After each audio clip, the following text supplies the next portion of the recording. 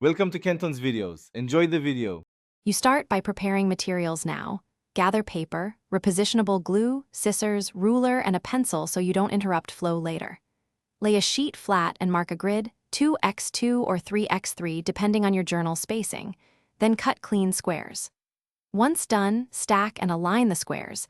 This ensures consistent size, which matters when you paste them into margins. Make sure to keep scrap backing nearby to test adhesion and alignment before you glue into the book. Next, apply adhesive with intention. You want notes that stick and lift cleanly. Use a repositionable glue or a glue stick. Apply to the top 1/4 or 1/3 edge for tab-like action. Spread a thin, even line. Too much glue soaks paper, too little and it won't hold.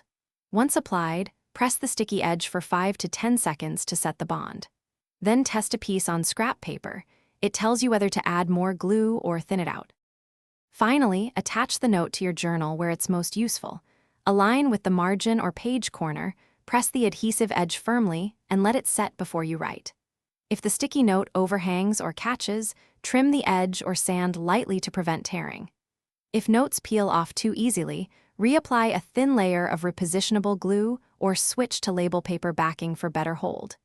If they stick too much, rub the glue gently to reduce tackiness. Thanks for watching. Consider subscribing if we helped you.